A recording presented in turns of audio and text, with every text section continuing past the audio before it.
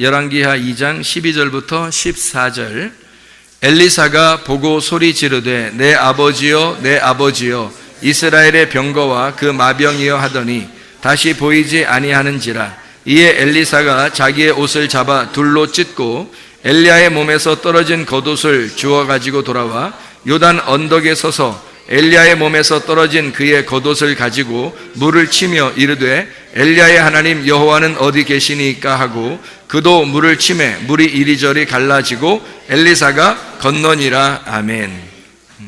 여기 주간 메시지를 여러분 보면 알지만 엘리야와 엘리사는 우리에게 큰 상징적 인물입니다. 그래서 엘리야와 엘리사가 둘로 나누어진 게 아니라 사실은 하나인 인물을 설명하느라고 두 개로 나누어서 설명하는 거예요. 마치 선악과와 생명나무를 하나의 나무이지만 둘로 나누어서 설명하는 것과 마찬가지 이런 볼 수 있는 거죠. 사울과 다윗이 둘이 아니라 나누어진 것을 하나가 둘로 나누어서 설명하는 것과 마찬가지고요. 다윗과 솔로몬이 둘이 아니라 사실 하나인데 둘로 설명하는 것과 마찬가지의 내용입니다. 그러니까 이렇게 엘리야와 엘리사를 보면 두 개가 나누어진 것이 사실 하나인 것을 설명하는 내용이다 라고 하는 것을 주간 메시지에다가 잘 써놨습니다. 요한복음 10장 10절에 도적이 먼저 와서 도적질하고 죽이고 멸망시키려 온 것이고 주님이 오신 것은 양으로 생명을 얻게 하고 더 풍성하게 하려 함이라. 다시 말해서 도적이라고 하는 율법의 겉옷, 속옷 다 벗기고 침노하고 강탈해서 예수를 투명하게 알몸으로 만들어서 죽여버리죠. 십자가 못 박혀 죽여버리면 그러면 백부장이 그 예수님을 죽이면서 십자가 못 박혀 죽이시는 예수님을 보면서 백부장이 뭐라 그러면 저 예수가 하나님의 아들이었도다 이렇게 고백을 하잖아요. 그게 이제 백부장이 알게 된 겁니다. 십자가에 매달아 죽이면서 그를 알게 된 거예요. 하나님의 아들이다 라는 것을 알게 됐는데요.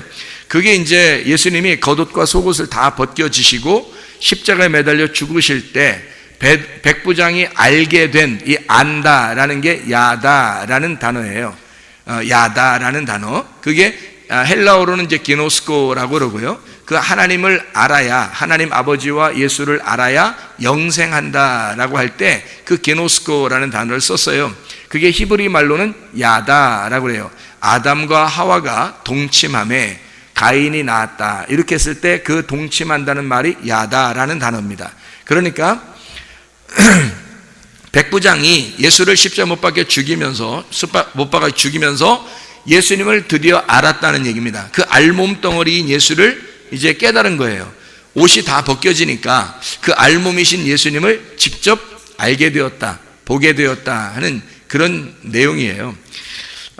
그게 이제 어떻게 하면 그걸 알 수 있냐면 예수님의 옷을 다 벗기면 이제 알 수 있는 거예요. 예수님을 직접 볼 수가 있는 거거든요. 그게 그렇게 다 벗겨놓고 예수님 알몸 덩어리인 예수님과 함께 내가 동침한다. 예수님을 알게 된다는 거죠. 여러분 부부가 되면은 부부가 동침을 하게 되잖아요. 그게 이제 부부가 서로 아는 시간이거든요. 그러면 예수님을 안다는 것도 성경에서는 그런 단어를 썼어요. 동침한다, 서로 알게 되었다, 알몸이 되었다. 이것을 썼단 말이에요, 단어를. 그 말은 예수 그리스도와 우리가 뭔가 가리워져 있는, 옷으로 가리워져 있는 상태에서는 모르는 거죠, 예수님을. 그러니까 옷을 다 벗겨내야 아는 것처럼 그렇게 주님을 알게 된다는 것을 쓴 것이 야다라는 단어예요. 기노스코라는 단어죠. 몸과 마음으로 다 깨달아 알게 되었다라는 그런 의미입니다. 그러니까 먼저 도적이 와야 돼, 안 와야 돼요? 도적이 먼저 와서 죽이고 멸망시키는 거죠. 도적이 와서 도적질하고 죽이고 멸망을 시켜야, 그래야 그 다음에 선한 목자가 와서 우리에게 생명을 주고 더 풍성하게 만들어 주시는 겁니다. 그러니까 이게 성경의 원리라는 거죠. 요한복음 10장 10절의 말씀이 성경의 원리인데 그거를 우리가 잘 못 깨달으면, 성경의 원리를 잘 모르면요, 그러면 이제 도적놈은 무조건 나쁜 놈이라고 생각하고, 그리고 예수님이 오시는 것은 무조건 좋은 거라고 생각하기 때문에 도적놈은 무조건 나쁜 거라고만 취급을 한단 말이에요. 그러면 성경이 잘 모르게 되죠. 무슨 말인가? 성경에서 우리에게 의도적으로 우리에게 하나님이 주고자 하는 그런 말씀들이 있는데 그런 말씀들을 정확하게 파악을 못하는 거예요. 그렇게 되면은 그래서 성경을 이제 보는 눈이 필요하다라고 하는 게 왜 그러냐면 성경에 보는 눈이 필요해야 주님의 마음을 알거든요. 주님의 마음을 알아야 주님이 어떤 분이라고 하는 것을 내가 믿죠. 그죠? 주님이 어떤 분이라는 걸 잘 모르면 못 믿는 거예요. 그러니까 한마디로 말하면 부부가 서로 동침을 하고 그가 서로 알게 되었을 때 그 서로 이제 안다 그러는 거죠. 다른 사람보다도. 그러니까 이쪽 부부를 다른 사람이 더 많이 안다 그러면 이상하잖아요, 그게. 부부는 부부가 먼저 알아야 되는 거죠. 그죠? 그러니까 마찬가지로 그리스도와 내가 부부인데 그리스도와 내가 서로 알아야 될 거 아닙니까? 주님은 나를 안다 그러는데 나는 주님을 정말 모르겠어요. 그러면 그건 부부가 아니잖아요. 이상하잖아요. 그죠? 다른 사람들이 먼저 안다? 이상한 거예요. 부부가 먼저 알아야 되는 거거든요. 마찬가지로 주님과 내가 먼저 알아야 되는 거예요. 그래서 마음을 아는 게 그렇게 중요한 겁니다. 진리를 아는 게, 이 성경이라는 진리를 깨닫는 게 그렇게 중요한 거예요. 왜 그렇게 중요하냐면 진리를 깨닫잖아요. 그러면 여기서 말씀하신 모든 것들을 믿게 됩니다. 이거를 믿게 돼요. 이걸 믿으면 모든 것이 여러분에게 이루어져요. 그런데 이게 안 믿어지는 거예요. 왜? 하나님 마음을 모르겠는 거예요.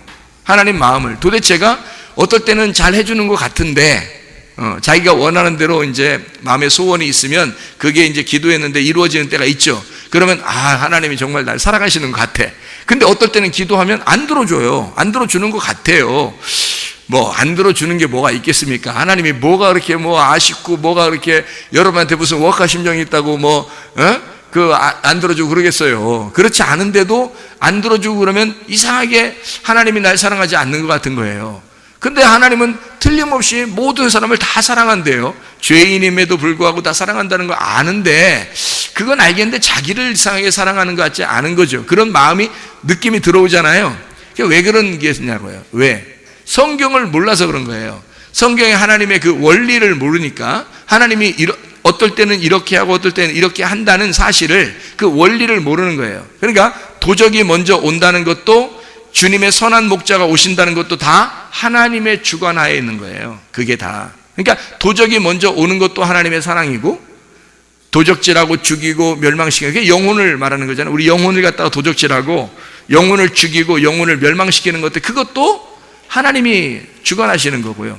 선한 목자가 오셔서 우리를 구원하는 것도 생명을 주시고 더 풍성하게 하는 것도 주님의 사랑의 마음이란 말이에요. 그러니까 그걸 우리가 근본적으로 아셔야 되겠습니다. 그걸 알아야지 성경을 이제 하나님께서 우리를 정말 사랑하시고 있구나. 그러니까 하나님은 이렇게 하셔도 사랑하고 저렇게 하셔도 사랑한다는 거예요. 시편 119편 71절의 말씀에 보면요. 고난당하는 것이 내게 유익하다 그랬죠. 고난을 통해서 뭘 알았기 때문에 주님의 율례를 내가 깨달았나이다 그러잖아요. 그러니까 고난도 우리에게는 유익한 겁니다. 왜? 하나님의 사랑이니까. 그것도 하나님의 사랑이다. 이거를 알게 된 거예요. 그러면 이제 그 말씀을 깨닫게 됐다. 율례를 깨닫게 되었다. 그 율례를 깨닫게 되는 그 하나님이 우리를 선하심과 인자하심으로 막 추격해서 라다프한다 그랬잖아요. 막 추격한다. 그래서 쫓아와가지고 우리를 갖다 막 쫓아와요. 그러면 쫓아와가지고 어떻게 하냐면 먼저는 우리를 죽이고 그리고 쫓아와서 우리에게 선하심과 인자하심으로 갚아주시는 거거든요. 막 쫓아오는 이유가 두 가지예요. 하나는 우리를 죽이려고 쫓아오는 거고 또 하나는 우리를 선하심과 인자하심으로 인도해서 사랑하려고 쫓아오는 거예요. 그렇게 쫓아오시는 하나님이시라고요. 바울을 통해서 스데반을 죽이는 것도 하나님의 역사고요. 아시겠죠? 바울을 계속해서 하나님이 추격하여 쫓아와서 바울의 심정을 갈기갈기 찢어놓는 것도 하나님의 마음인 겁니다. 그러니까 하나님의 사랑이라고 하는 건 우리가 감히 이렇게 상상할 수가 없는 것들이 상당히 많아요. 그런데 그거를 깨닫게 되면 하나님이 이렇게 하시겠구나라는 걸 이해할 수 있는데 근데 그거를 모르면요. 이게 도대체가 이해가 안 되는 거예요. 하나님이 그렇게 우리한테 사랑한다고 한다면서요. 하면서도 하나님이 막 잔인하게 심판하시고 이러는 걸 보면 이해가 안 되고 특별히 자기가 기도했는데 안 들어주면 굉장히 기분이 안 좋은 거예요. 다른 사람은 다 사랑하는 것 같고 다른 사람은 다 좋아하는 것 같고 하나님이 자기만 안 좋아하는 것 같으면 얼마나 기분이 안 좋겠어요. 이것도 비교인데 비교하는 건데 비교하면 항상 불행한 거죠. 비교하면 항상 불행해요. 자기가 비교하지 않으면 즐겁게 살 수 있거든요. 그런데 비교하니까 굉장히 특별히 우리 한국 사람들이 그런 게 많은 것 같아요. 비교의식이 굉장히 많은 것 같아요. 서로 비교해서 우리나라만큼 유행을 많이 따라가는 나라가 어디 있어요? 우리나라만큼. 그렇죠? 다른 나라 같은 뭐 그냥 대충 이렇게 입고 다니는 사람들도 많대요. 근데 우리나라는 같은 패션이 살아있어가지고 계속 그냥 변화가 돼요. 그러니까 유행이 빨리, 핸드폰도 빨리빨리 바꾸고, 뭐 옷도 빨리빨리 바꾸고, 다 이렇게 바꾼다 그러죠. 그죠? 왜 그러면 유행이 빠르다는 얘기는 그 말은 뭐냐면 그만큼 비교의식이 강하다는 겁니다. 다른 사람과 비교해서 자기를 조금이라도 세우려고 하는 거죠. 아주 못된 습성입니다, 그게 우리나라가 심하다고 하는데요. 그게 정신력이 아주 안 좋은 거예요. 그거는 애정결핍에 강하고요. 또 이렇게 사람이 잘못 자라는 거죠. 성인 아이들이 많다는 얘기입니다. 한마디로 말하면 덜 자라는 아이들이 많다는 얘기예요. 덜 자라는. 어른은 어른인데 몸은 밥은 많이 먹어서 밥은 다른 사람보다 많이 먹어가지고 덩치는 커졌는데 머리가 안 큰 거예요. 이게 머리가. 그러니까 생각이 안 큰 거예요. 그러니까 어린아이죠. 성인 어린아이가 된 거예요. 이런 사람들이 우리나라에 많다는 얘기예요. 그 좋은 얘기가 아닙니다. 그러니까 평범하게 그냥 자기를 사랑하고 평범하게 살아야 되는데 다른 사람하고 다 비교하는 거예요. 기도하는 것도, 기도 응답받는 것도 얼마나 비교 많이 합니까? 그래서 비교해요. 다른 사람과 자기를 비교해서 저 사람 기도 응답 받은 것 같은데 자기는 기도 응답 못 받은 것 같아. 기분이 어떻겠어요?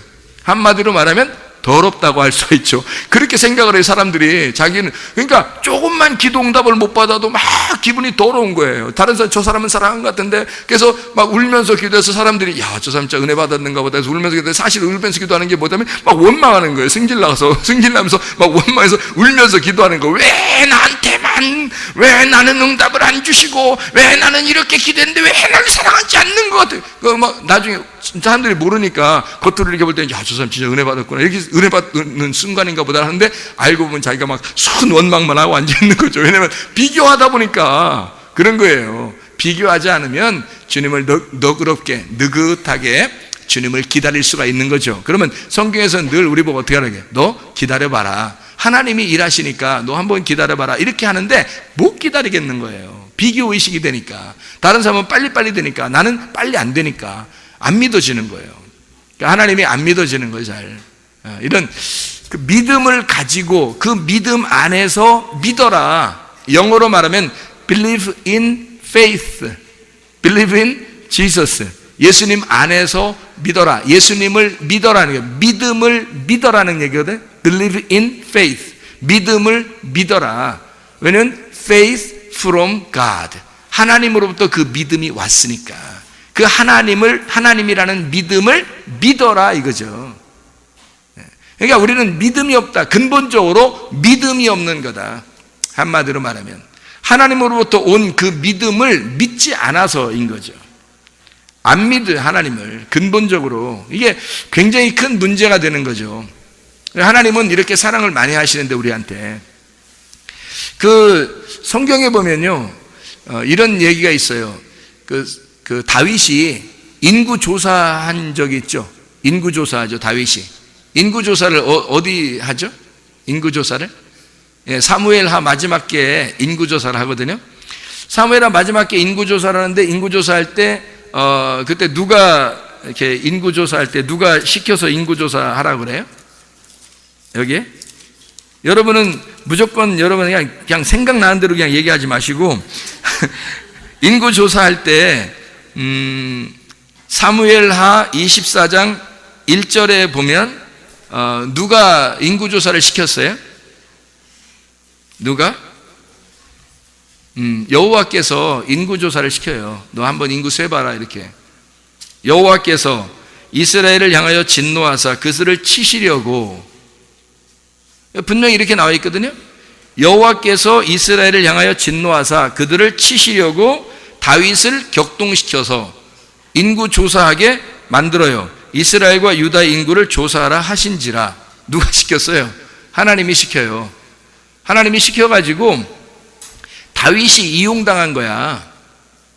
다윗이요, 이용당해서요. 그래서 인구를 조사하려고 이렇게 한 건데 그게 하나님이 시킨 거예요. 그런데요, 여기서는 그렇게 나오는데 역대상 21장에 보면 인구조사를 나오는데 21장 1절을 봐봐요. 뭐라고 돼 있어요? 사탄이 일어나 이스라엘을 대적하고 다윗을 충동하여 이스라엘을 계수하게 하니라. 여기 사탄은 누구예요? 그럼 여기 사무엘 하라가 먼저 쓰였어요? 역대상이 먼저 쓰였어요? 사무엘 하가 먼저 쓰였어요. 사무엘 하가 앞에 나오는 거잖아요. 역대상이 뒤에 나오는 거라고요. 그러면 여러분 잘 생각해 보라고요. 사무엘 하에 있는 거는 분명히 하나님이 시켜서 인구조사를 하겠고, 여기 그 역대상에는 21장에는 사탄이 인구조사를 하겠단 말이에요. 이것 때문에 많은 사람이 죽었어요. 전염병으로 많은 사람이 죽었거든요. 근데 이런 거를 우리는 어떻게 봐야 되냐는 거예요. 성경이 이렇게 반대로 써 있는데, 이쪽은 하나님이 이제 그 혼내시려고 한 거고, 이쪽은 사탄이 이렇게 한 거고, 그러면 여러분은 어떤 게 맞다고 봐야 되는 거예요? 어떤 게? 뒤에 있는 게 맞은 거예요? 앞에 있는 게 맞은 거예요? 생각할 때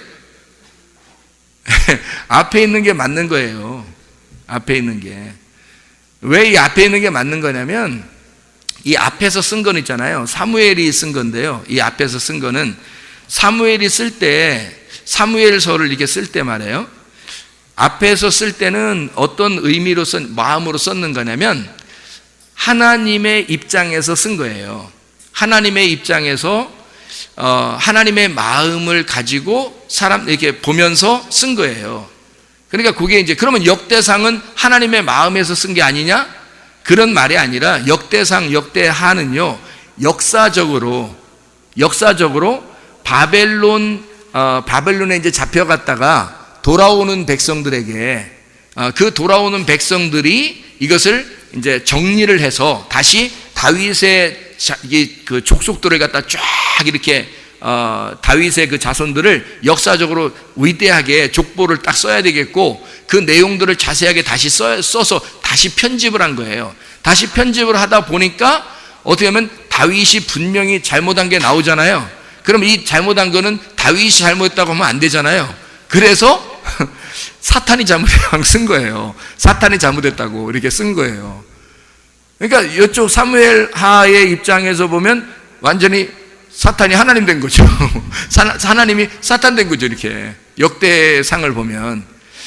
그러니까 이게 이제 이게 쓰는 사람의 각도에 따라서 이렇게 달라지는 거거든요. 이런 것들을 여러분이 파악을 해야 하나님 마음이 어떤지를 알 수가 있는 거예요. 그래서 요거를 이해해 줘요. 성경이 이런 것들이 많죠. 그러니까 욥도 어떻게 해요? 욥한테도 시험할 때 마귀가 시험하잖아요. 사탄이, 그죠? 시험하는데 하나님이 어떻게 해요? 사탄한테 시험해 보라고 그러잖아요. 그러니까 사탄이 시험할까요 말까요? 하나님이 안 돼, 하지 마. 너무 괴로워, 너무 힘들어. 그렇게 힘든 걸 어떻게 할래? 네가 건들면야 죽는다, 죽어 아주. 예? 하지 마라. 그러면 안 하는 거거든요. 근데 해봐. 마치 꼭 뭐 사탄하고 하나님하고 둘이 싸워서 뭐 뒤에 그 고래 싸움에 새우 등 터지듯이 그냥 욥이 그냥 만신창이가 돼버리는 거예요. 여러분, 그게 어떻게 이해가 되냐고, 이게 성경이. 그런 것을 보면, 여러분, 우리는 인간은 그러니까 하나님과 사탄 사이에서 중간에서 완전히 새우가 생긴 게 어떻게 막 이게 꾸부정하게 생겼잖아요. 이게 꾸부정하게 있어가지고 막 이 고래가, 양쪽에서 고래가 하나님하고 사탄하고 둘이 새우 하나 놓고서 가운데 딱 놓고서 막 우르렁 막 하는 거예요. 그러면 새우가 막 쫄아가지고 이렇게 사는 게 이게 인간 세상이에요? 이런 게 인간 세상이냐고. 우리가 하나님과 사탄 사이에서 이렇게 사는 게 이게 인간 세상이냐고. 이게 뭐 하는 짓이에요, 이게 도대체가. 하나님이 무슨 하나님이면 지금 우리한테 뭐 그렇게 무슨 워카 심정이 있어서 워카로 막 그냥 우리를 밟고 그러면 되겠어요? 그럼 안 되죠. 그러니까 하나님하고 이 사탄을 여러분이 잘못 이해해서 그런 거예요, 성경을. 요거를 잘 이해하면 하나님의 그 근본 의도가 무엇인지를 깨닫는 겁니다. 그래서 성경에 그 하나님의 마음을 파악하면 하나님의 의도를 깨달으니까, 그러니까 우리의 마음이 어떻게 돼요? 주님을 바라보면서 기다릴 수 있는 거죠. 내가 가만히 있어 하나님의 하나님 되심을 알게 기다리는 겁니다. 그 하나님을 인정하는 거예요. 그걸 믿음이라 그러는 거예요. 믿음 안에서 믿는다는 겁니다. 그러니까 믿음을 하나님이 주셔야 그걸 믿는 건데, 그 하나님이 주시는 믿음이 갑자기 가만히 있는데 눈 감고 믿음 왔어, 이렇게 하면 믿음 오는 게 아니에요. 그런 식으로 믿음 오는 게 아니라 하나님의 말씀을 들음으로 믿음이 오는 거예요. 하나님 말씀을 듣고 믿음이 오면 그 믿음을 믿는 겁니다. 그게 믿는다라는 단어예요. 그러니까 믿음을 믿어라. 믿음을 믿어라. 예수를 믿어라. 하늘로부터 온 믿음을 믿어라. 그 말이거든요. 그러니까 하늘로부터 온 믿음은 말씀으로밖에 안 와요, 여러분. 그래서 말씀으로 믿음이 오는 것은 하나님 마음을 파악하라는 겁니다. 하나님을 알고 의도가 어떻게 됐든 하나님이 여기서 하나님께서 하시고자 하는 일든 반드시 이루어지게 되어 있다. 그것입니다. 그거를 깨닫기만 해도 얼마나 감사한지 모르죠. 예. 그러니까 하나님이 다윗을 시험하기 위해서 인구조사를 하게 했어요. 그것은 이스라엘을 책망하고자 하는 하나님의 계획이었다는 거죠. 그것을 이제 역대상에서는 바벨론에 잡혀갔다 오는 그 역사가들이 이것을 갖다 사탄으로 바꾼 거예요. 이 사탄이란 단어를 여러분이 잘 이해해야 됩니다. 여러분이 사탄이란 단어는 여러분 어떻게 막 이렇게 생긴 걸 사탄이라고 생각하잖아요. 근데 그런 게 아니란 말이에요. 성경에서 사탄은 마귀요, 그리고 옛 뱀이라는 거예요. 옛 뱀, 마귀, 사탄 이렇게 되는 거예요. 그러니까 옛 뱀과 마귀와 사탄은 같은 거예요. 그러면 에덴 동산이라는 게 있죠. 에덴 동산에서 옛 뱀이 나타났잖아요. 맞죠? 그러면 에덴 동산에 옛 뱀이 나타났을 때 그 옛 뱀이 사탄이고 마귀라는 거죠. 그죠? 그러면 그 옛 뱀이 어떤 상태로 나타났어요? 아니, 하와와 아담이 둘이 있는데 세상에 뱀이 나타난 거예요. 그것도 하나님의 에덴 동산에. 하나님의 에덴 동산에 뱀이 나타났어요. 말이 됩니까? 그게 사탄이 나타났다. 말이 되냐고요. 하나님의 에덴 동산에 사탄이 나타났다. 그래서 선악과 먹으라고 그러더라. 그랬더니 또 하와가 또 홀딱 먹었다. 그 다음에 하와는 또 아담에게 줬더니 아담이 그냥 물어보지도 않고 먹더라. 이렇게 나오잖아요. 그럼 어떻게 하나님의 에덴 동산에 옛 뱀이라는 사탄이 나타나서 하와하고 얘기도 어떻게 하겠으며, 또 선악과를 먹으라고 하니까 또 여자가 또 먹어요. 또 그거를 서로 대화를 합니다. 대화를 한다는 얘기는 뭘로 우리가 대화하죠? 말로 대화하잖아요. 말. 그러니까 옛 뱀과 하와는 둘이 얘기가 통했다는 얘기예요. 그죠? 얘기가 말할 수 있는 근거가 서로 말이 통하는 자라는 얘기예요. 그러면 옛 뱀과 하와는 뭘 얘기하는 거예요? 말씀을 얘기하는 거예요. 둘 다 말씀을 얘기하는 거예요. 그래서 옛 뱀이 아담을 안 만나는 겁니다. 왜? 아담은 말씀이 아니라 말씀의 주인이란 말이에요. 말씀의 주인. 아담의 말씀은 하와예요. 그러니까 옛 뱀이라는 사탄은 하와하고 얘기하는 거지 아담하고 얘기할 필요가 없는 거야. 하와는 아담의 생명이에요. 아담의 생명, 하와다 니가. 이렇게 아담의 말씀, 아담의 레마, 아담의 생명이 하와니까 옛 뱀은 생명을 꺾어버리려고 한 겁니다. 여기 아담의 생명을 꺾어버리는 게 하와를 넘어뜨리는 거예요. 이해가 되겠습니까? 그러니까 아담은 하와가 먹은 걸 알고 와서 그냥 하와가 주는 대로 그냥 먹는 거예요. 왜? 자기 생명이 꺾였거든요. 자기 생명이 죽은 걸 알았단 말이에요. 그래서 아담은 그걸 먹고 함께 죽겠다고 한 거예요. 아담이라는 사람이 이게 남자 중에 남자예요. 이 사람이 이 세상에서 뭐 상남자라 이런 얘기 있잖아요. 이 성경 전체에서 진짜 상남자가 누구겠어요? 아담이에요.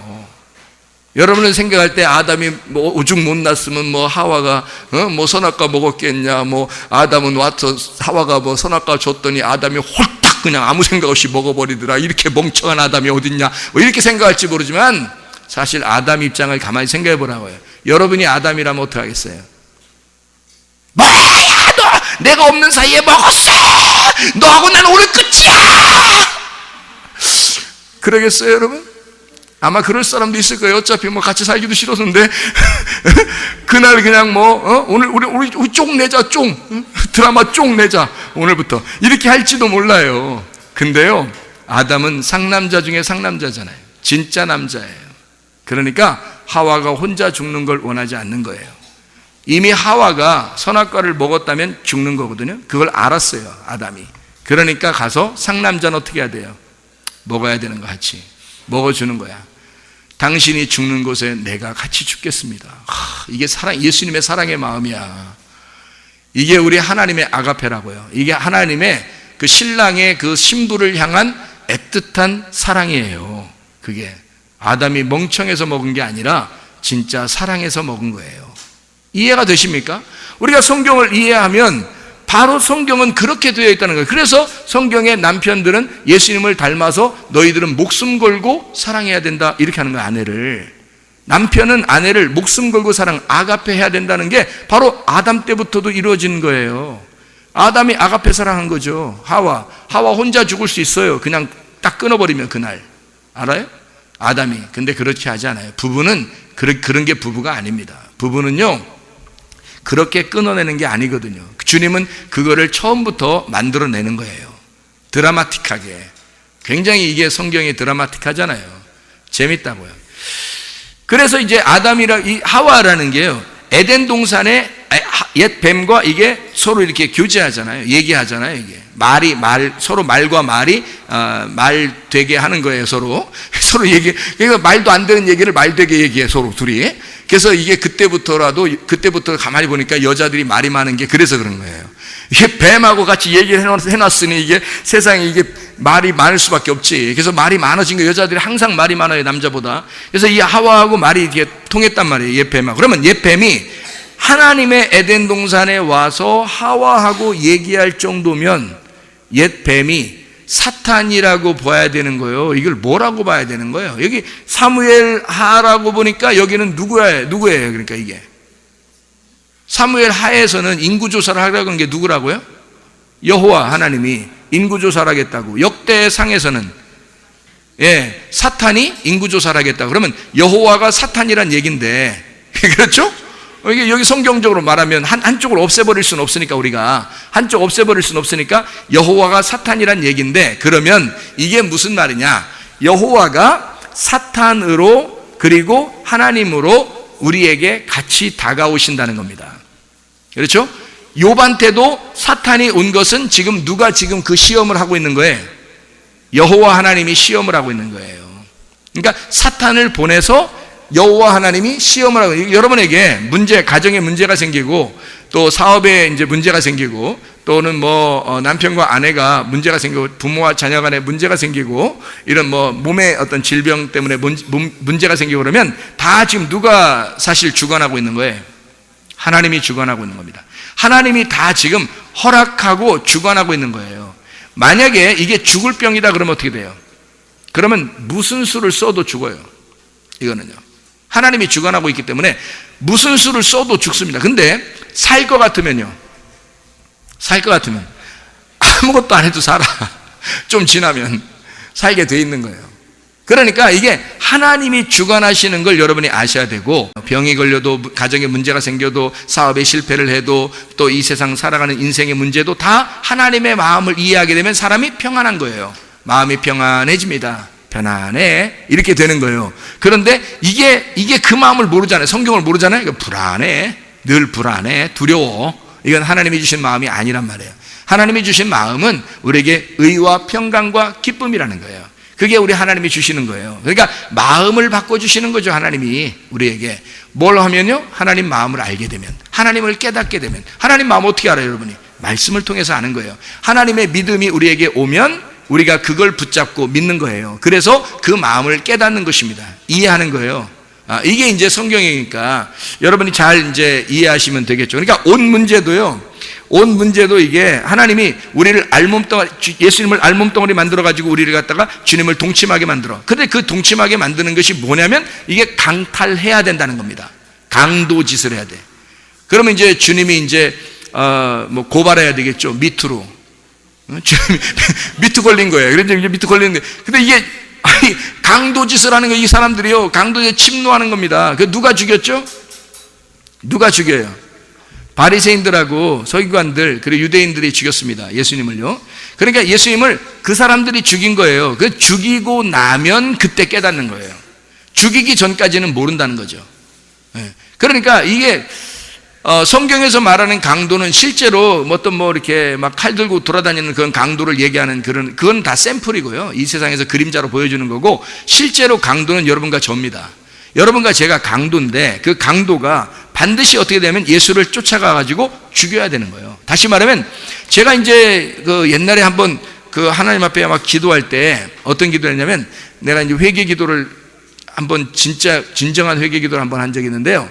그때 내가 뭘 깨달았냐면, 내가 예수를 죽였구나라는 게 정말 깨달아진 게 있었어요. 그러니까 예수를 내가 죽였구나. 다른 사람이 죽인 게 아니었구나. 그러니까 그 자리에 예수를 죽이는 그 자리에 내가 있더라고요.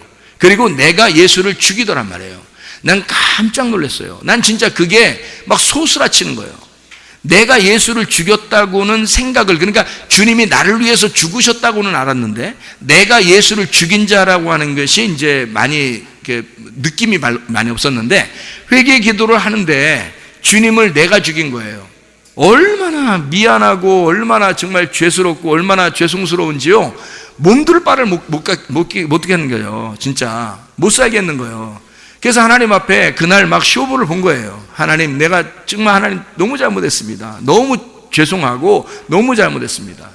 그래서 막 엉엉 울면서 하나님, 이제 나는 뭐 도저히 구제받을 수 없는 사람이니까, 그러니까 주님 나를 살려주십시오. 주님의 그 사랑으로 나를 이제 거두어 주십시오.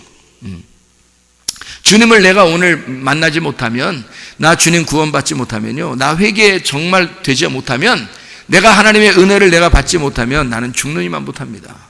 그러니 죽이시든지 하나님 나를 살리시든지 주님의 뜻대로 하시옵소서라고 기도한 적이 있었어요. 그랬더니 진짜 주님이 나를 죽이시더라고요. 내가 주님을 죽였다는 사실을 깨닫고 도저히 못 살겠는 거예요. 주님이 나를 죽이시고 그날 이후로 저는 죽은 거예요. 제가 우리 집사람에게 가끔 이제 이야기를 해요. 뭐라고 얘기하냐면, 목사님 이렇게 얘기하고 그러는 게 있잖아요. 그러면 그때 나는 죽었어. 그때 나는 죽었어. 지금은 새로운 최사무엘이야. 옛날의 최사무엘은 죽었어. 지금의 최사무엘은 옛날과 전혀 달라. 당신은 아마 2명의 최사무엘을 경험했을 거야. 이렇게. 분명히 여러분 사는 사람들이요, 이게 있어야 됩니다. 그래야 여러분이 회개한 거예요. 2명의 사람으로 여러분이 옛사람과 새사람이 돼야 되는 거예요. 반드시. 여러분, 겉사람과 속사람으로 완전히 바뀌어야 됩니다. 그 다음부터는 우리 집사람이 저를 인정하는 거예요. 목사님의 하나님은 살아계신 것 같다. 그렇게. 목사님의 하나님은 살아있는 것 같다. 그러니까 그렇게 극적으로 변화된 사람을, 물론 성경에서는 바울 이런 사람들이 있었죠. 그런데 이렇게 극적으로 회개하고 구원받은 사람을 자기가 옆에서 목격한 사람 중에서는 목사님이 유일하다. 그렇게 얘기를 해요. 그러니까 여러분 생각해 보시라고. 우리가 모든 사람이 그렇게 회개하는 것이 있어야 되고, 그 주님의 마음을 깨닫게 되니까 그 이후로부터 주님의 마음이 이해가 되는 거예요. 어떤 상황, 조건과 상황이 어떤 상황이라 할지라도, 어떤 조건이라 할지라도 이게 이해가 되는 거예요. 하나님이 이런 마음으로 하셨겠구나. 하나님이 이런 마음으로 하셨겠구나라는 것이 이해가 되는 거죠. 왜냐하면 성경을 이제 알게 됐으니까. 성경을 알게 되니까. 그러니까 주님을 강탈하는 게 먼저 나오는 거고요. 그 다음에 생명을 주고 풍성하게 하는 그 생명의 풍성함을 주신다는 게 그 선한 목자가 두 번째 나오는 거예요. 그러니까 첫 번째는 도적으로 나타나는 겁니다. 도적으로. 그 도적으로 나타나는 게, 그러니까 우리가 말하는 그냥 도적놈들이 아니에요. 괜히 가정에 문제가 생겨서 여러분 사업에 실패가 되고 몸에 질병이 나오고 그다음에 가정에 문제가 생기고 막 이러잖아요. 그러면은 사탄이 막 해서 도적놈이 먼저 와가지고 우리한테 이렇게 했는가 보다. 이렇게, 그러니까 우리 그 귀신이 들어와서 막 이렇게 했는가 보다. 그것도 하나님이 허락하지 않으면 안 하는 거예요. 하나님이 허락 안 하면 안 하는 거야. 그러니까 그게 왔다는 얘기는 여러분을 정말 사랑하기 때문에 하나님에게 마음을 돌리려고 온 거예요. 그런 게 먼저 오는 게. 그래서 성경에서는 반드시 그런 게 먼저 와야 돼요. 먼저 도적이 와서 여러분을 도적질해야 되고 죽이고 멸망시켜야 됩니다. 여러분을 파괴해야, 여러분이 파괴가 돼야 선한 목자가 와서 생명을 주고, 어떤 사람에게? 죽은 자에게, 사망한 자에게 생명을 주는 거죠. 살아있는데 뭔 생명을 줘요? 자기가 살아있다는데 무슨 생명을 주겠어, 선한 목자 와서. 그러니까 사람들이 그냥 막연히 선한 목자만 왔으면 좋겠으니까 자기한테 좋은 거 주겠지 이렇게 생각하는 거예요. 생명을 주고 영생을 그 풍성함을 준다니까. 그러니까 앞뒤 생각도 안 하고 좋은 거 주겠지 이렇게만 하는 거예요. 예수님 오시면, 선한 목자 오시면 좋은 거 주겠지 이렇게만 생각한다고요. 그거 아니라고요. 왜 하필이면 예수님이 요한복음 10장 10절에 선한 목자가 오면 생명을 주고 더 풍성하게 한다고 했느냐면 사망의 반대이기 때문에 그런 거예요. 사망을 먼저 당해야 그 다음에 생명을 주기 때문에 사망이 온 사람에게만 생명이 오는 거예요.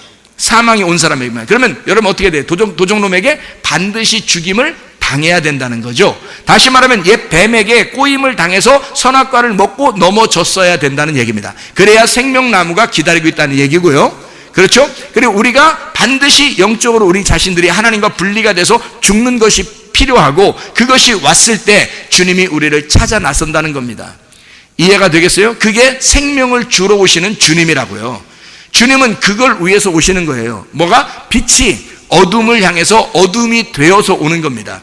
빛이 어둠이 되어서, 빛이 어둠으로 오는 거예요. 와서 같이 눈 감고 사랑하겠다는 겁니다.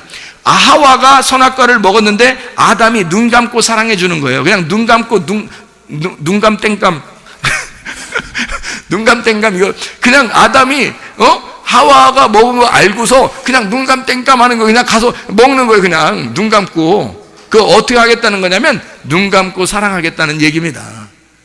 네가 먹은 거 알지만 내가 같이 먹고 너와 함께 어둠 속으로 갈게. 그게 우리 예수 그리스도시란 말입니다. 신랑 되신 예수님이 우리를 그렇게 사랑하는 거예요.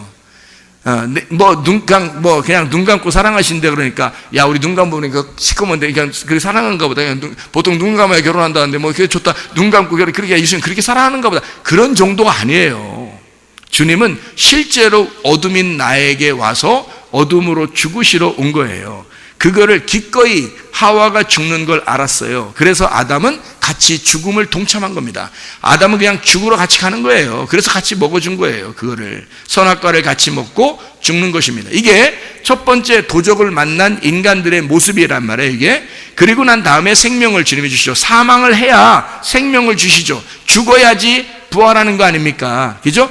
부활, 생명이죠. 생명이 부활이에요. 부활, 죽은 자를 부활시킨다. 이게 생명을 준다는 얘기예요. 사망이 있어야 생명이 오는 거고, 죽어야 부활하는 겁니다. 부활하면 그 다음에 가만히 살게 하는 게 아니라 이제 풍성하게 한다는 거죠. 뭘 풍성하게 했어요? 생명을 풍성하게 하는 거예요. 그리스도라는 생명의 말씀을 풍성하게 주는 겁니다. 그러니 이 사람이 살만 나는 거죠. 이게 고난을 통해서 그리스도를 깨닫게 되고 그리스도가 막 풍성하게 되는 거예요. 점점 더 그리스도를 더 많이 알게 되는 겁니다. 감당할 수 없을 만큼 그리스도를 주는 거예요. 그럼 막 행복한, 그게 천국이니까, 그 복음이 천국이니까 그 복음을 계속해서 주는 겁니다. 감당할 수 없을 만큼. 얼마나 행복하겠습니까? 그거예요, 바로. 그러니까 먼저는 도적이, 두 번째는 선한 목자가 와서 우리에게 생명을 또 풍성한 삶을 주신다. 자, 이해가 되겠죠? 성경이 그렇게 나누어져 있다, 이런 얘기입니다. 자, 우리 주간 메시지를 다시 한번 봐봐요. 여기서 그렇게 알몸을 만들어 예수님을 우리가 강도짓을 했어요. 강도짓을 하니까 주님이 그렇게 강도짓 한 사람에게 주님을 알게 해준단 말입니다. 그 예수를 알게 해서 하나님의 아들을 알게 해주는 거예요. 실제로 베드로가 예수를 3번 부인하기 전까지는 그 정도 몰랐습니다. 예수님을 정말 몰랐는데 3번을 부인하고 도망가자 예수 그리스도의 그 닭 울음소리, 2번의 닭 울음소리를 듣고 베드로가 깨닫게 된 거예요. 가슴을 치면서 예수를 알게 된 거예요. 그 예수를 자기가 진짜 3번 부인하고 죽이는데 죽여보니까 알겠는 거예요. 예수가 얼마나 자기를 사랑해서 이 땅에 오셨는지를 알겠는 거예요. 그래서 할 말 없어요. 사랑에 할 말이 없어진 거예요. 그래서 베드로가 예수님에게 대답한 것은 아무것도 없습니다. 그냥 필레오 이 말밖에 안 했어요. 나는 당신을 정말 사랑합니다. 아가페 사랑을 깨달았습니다. 이 말밖에 못한 거예요. 다른 아무 말도 나오질 않아요. 왜냐하면 못해요. 말을 못하고. 여러분, 하나님을 사랑할, 주님을 사랑할 때 여러분, 어떤 사람은요 말을 많이 해야 주님 사랑하는 줄 알아요. 여러분, 그래서 그냥 막 되나 안 되는 소리 이렇게 계속 막 하면서 하나님 앞에 그렇게 기도 많이 하면 하나님 사랑하는 줄 알고 그러는 사람들이 꽤 많아요. 여러분, 진짜 은혜 받은 사람은 할 말 별로 없어요.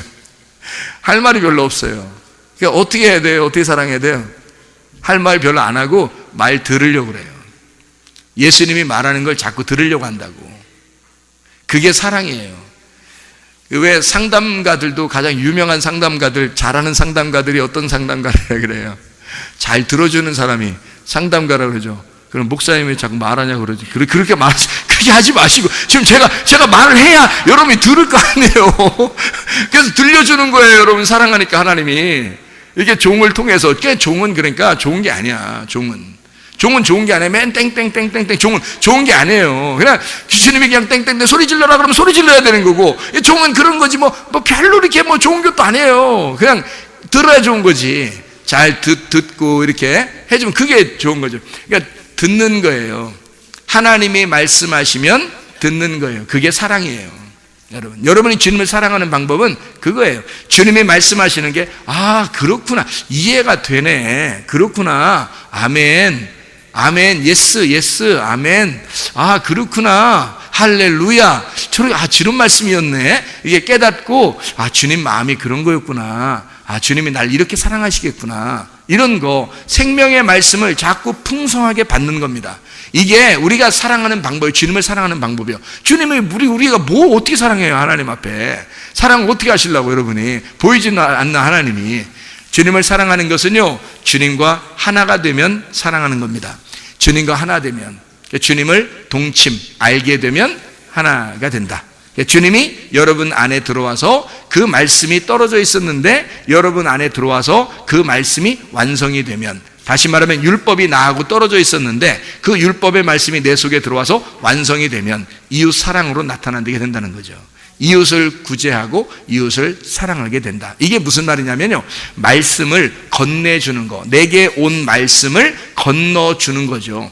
이렇게 넘겨주는 거예요. 그걸 구제라 그럽니다. 성경의 구제는 무슨 단어냐면 내게 온 것을 넘겨주는 것을 구제라 그러는 거예요. 자, 하나님이 내게 말씀하셨잖아요. 그러면 내가 이제 말씀을 알게 됐잖아요. 그럼 이걸 가만히 내가 간직하고 있으면 망하는 거예요. 부자가 망하는 것입니다. 그런데 이게 말씀이 오잖아요. 그러면 나는 이제 말씀이 왔으니까 부자가 됐잖아요. 그러면 가난한 자에게 어떻게 말씀을 넘겨줘야 되는 거예요. 이게 구제란 말이에요. 진정한 성경의 구제는 바로 그런 것입니다. 자, 돈이 왔잖아요. 하나님이 돈을 주셨잖아요. 그럼 이걸 간직하고 있으면 부자가 돼서요, 망해요. 이걸 가지고 어떻게 해요? 넘겨줘야 됩니다. 다른 사람에게 넘겨줘야 되는 거예요. 무슨 말인지 알겠어요? 자기에게 온 것을 넘겨주는 거예요. 성령의 은사가 오잖아요? 그러면 이걸 갖다 넘겨주는 거예요, 다른 사람에게. 이게 자기 자랑하라고 있는 게 아니란 말이에요. 말씀이 자기한테 왔다고 이걸 자랑하라는 게 아니에요. 이게 넘겨주라고 있는 거예요. 이걸 구제라 그러는 것입니다. 구제와 선교가 바로 그런 거예요. 그러니까 예배는 선교를 위해서, 선교는 예배를 위해서 있는 거라고 얘기하는 거예요. 예배와 선교가 하나예요. 하나.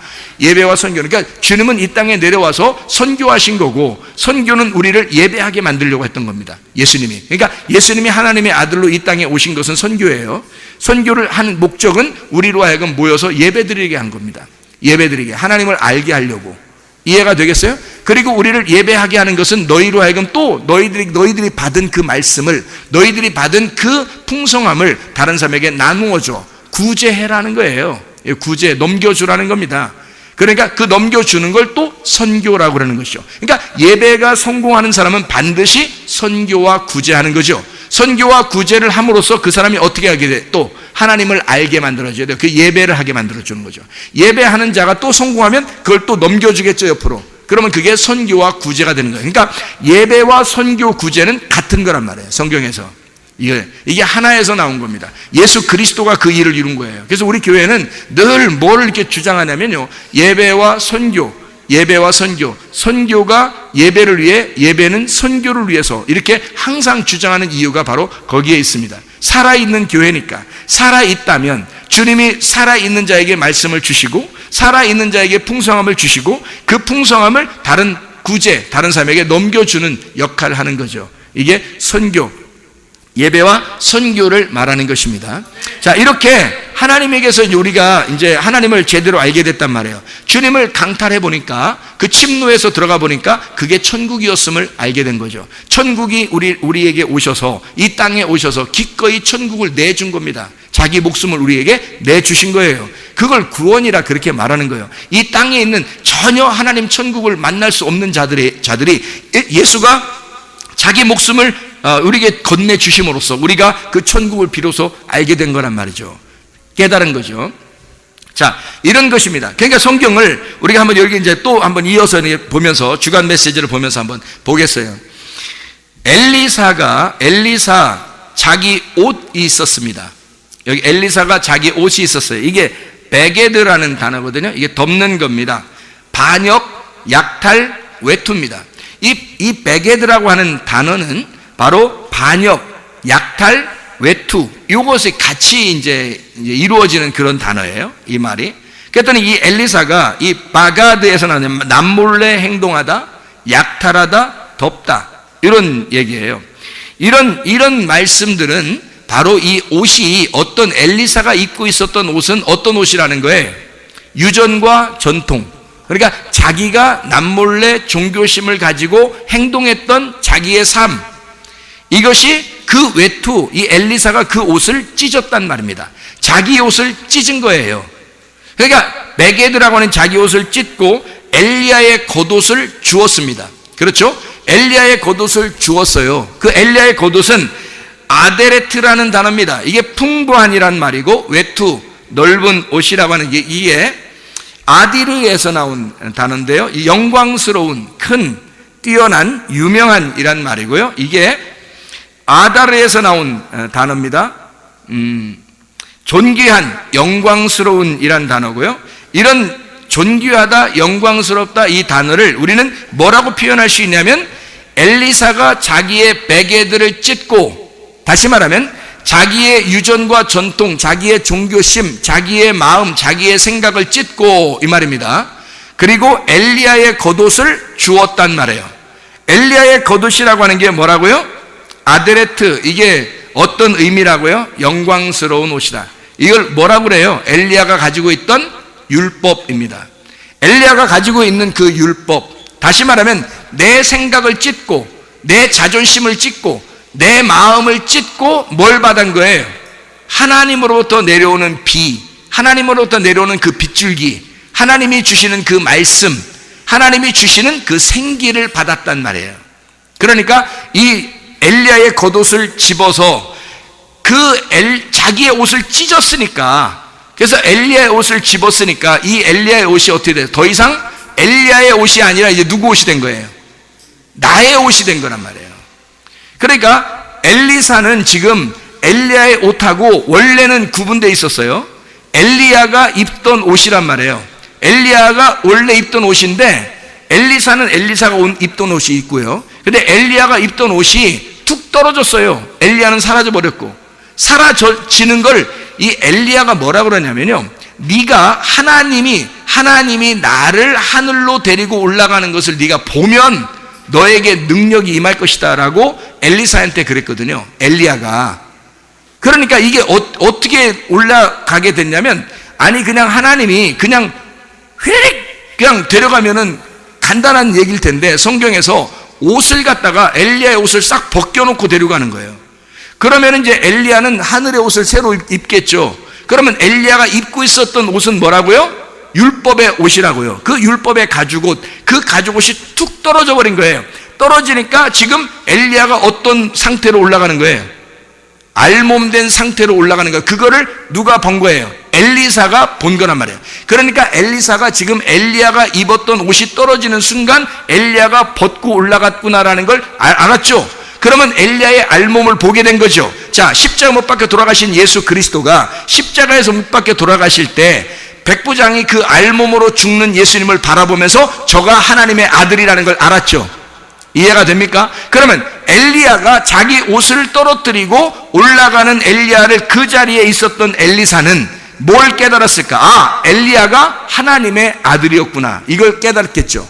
이해가 됩니까? 저가 하나님의 아들이시구나. 지금 그 장면은 여기서 요단강에서 이루어지는 장면입니다. 요단에서 이루어지는 장면인데, 이게 바로 뭐냐면 주님의 심판, 십자가를 의미하는 거예요. 그래서 주님의 죽으심과 부활을 상징하는 것이 요단강이거든요. 그러니까 엘리야는 죽고 올라가야 되는 거고요, 엘리사가 그 다음부터 부활의 예수님으로 살아야 되는 겁니다. 이것이 거기서 큰 상징으로 나타나야 되는 그 장면이거든요. 그러니까 엘리야의 알몸을 보고 엘리사는 깨달은 겁니다. 이제 말씀이 투명하게 보이기 시작한 거예요. 엘리야가 알고 있었던 율법이 엘리사에게는 이제 더 이상 엘리야 것이 아니라 자기께 된 거예요. 자기의 말씀이 되어버린 겁니다. 자, 여러분, 말씀이, 율법이라는 말씀이요, 이쪽에 있고 나는 여기에 있고, 그러면 율법과 내가 이렇게 떨어져 있잖아요. 그렇죠? 그런데 이 말씀이 내 안에 들어오면 어떻게 될까요? 율법이라는 이 말씀이 나에게 들어와서 나하고 결혼해버리면, 그러면 이제 더 이상 이게 떨어져 있는 말씀이 아니라 나하고 하나가 된 말씀이 되겠죠? 나하고 하나가 된 말씀이면 이 율법이 더 이상 율법이 아니라 율법이 내 속에서 완성이 되어버리는 거란 말이에요. 그러니까 이 엘리야는 자기 옷을 떨어뜨려 놓고 갔죠. 율법을 엘리야만 알고 있었단 말이에요. 율법을 엘리야만. 그러니까 엘리야가 다 알고 있었던 거예요. 그래서 엘리야는 하나님의 일을 할 수 있었던 거고, 이제 엘리야가 떠나가자 엘리사가 그 일을 감당해야 되는데, 그 엘리사는 어떻게 감당할 수 있냐면 엘리야의 옷을 입어야 감당이 된단 말이에요.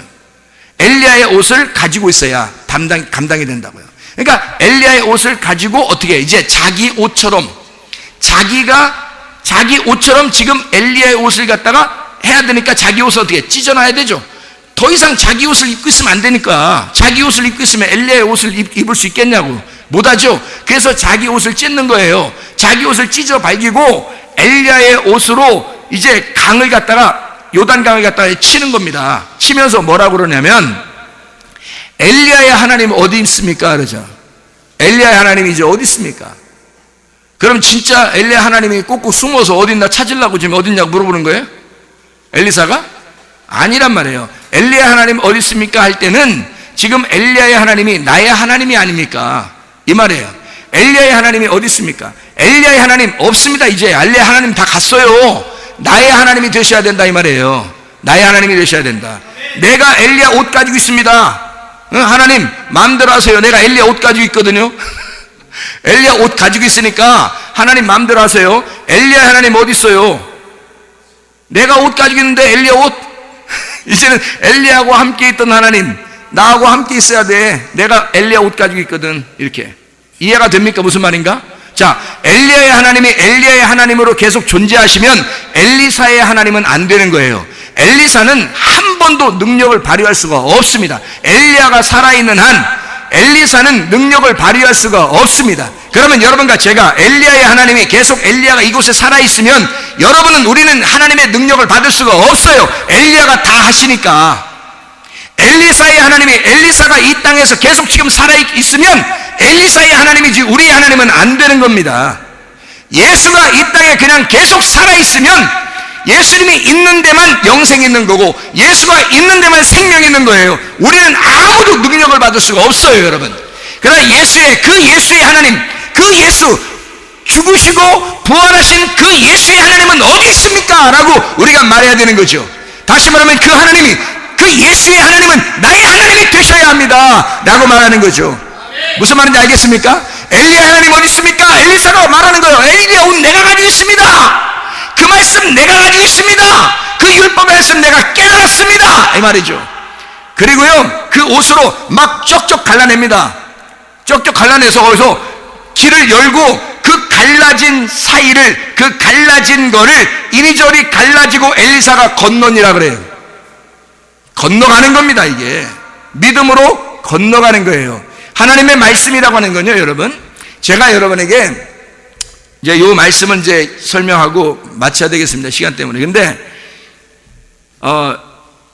건너가는 신앙이 있어야 되는 겁니다.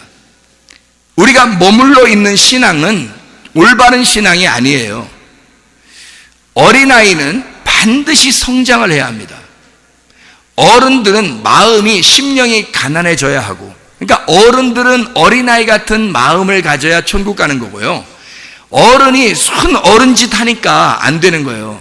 어른이라도 자꾸 몸은 커져가지만 마음은 항상 어린아이처럼 순수하게 주님을 의지하고 믿으셔야 됩니다. 어른은 어린아이가 돼야 되고요. 어린아이 같은 사람들은요 계속 신령한 젖을 사모함으로 성장을 해야 합니다. 믿음 안에서 성장을 해야 돼요. 그러니까 가만히 있어서는 안 되는 겁니다. 계속 성장을 해야 돼요. 건너가셔야 하는 거죠. 엘리사가 여기서 건너갔다 그러죠. 열왕기하 2장 14절에 엘리사가 엘리야의 하나님 여호와는 어디 계십니까? 하면서 물을 침에 물이 이리저리 갈라지고 엘리사가 건너니라 그랬거든요. 그러니까 건너가셔야 된다고요. 히브리 민족이 돼야 된다고요. 영적으로 우리는 건너가야 됩니다. 요단강을 건너가셔야 돼. 괜히 믿음 진짜 맨 애기짓 하지 마세요, 여러분. 믿음이 없어가지고 순 애기짓만 하는 사람이 얼마나 많은지 몰라요. 그래서 하나님을 모르니까 하나님 어찌 나에게 이렇게 하십니까? 뭘 어찌 하셔? 너 성장시키려고 그러는 거지. 촉 보면 몰라? 촉 보면 그냥 주님이 너를 성장시키려고 그러는 거야. 너 믿음 키워주려고. 그래야 너 사니까. 아니 뭐 어찌 저에게만, 너한테만 그런 거 아니야. 이 세상 다 그래. 항상 그랬어. 그냥 예수님은 항상 그렇게 해왔어 이때까지. 너한테만 그런 게 아니라 뭘 자기한테만 그런다고 그래요. 아니요. 항상 하나님은 그렇게 해오셨어요. 뭐 때문에? 하나님이라는 믿음을 주고 싶어서 그런 거예요. 하나님을 통째로 우리 향해 주고 싶어서. 그게 진짜 사랑 아닙니까? 그 하나님의 자기의 사랑을 통째로 주고 싶은 거야. 그래서 서로 사랑을 나누고 싶은 거예요.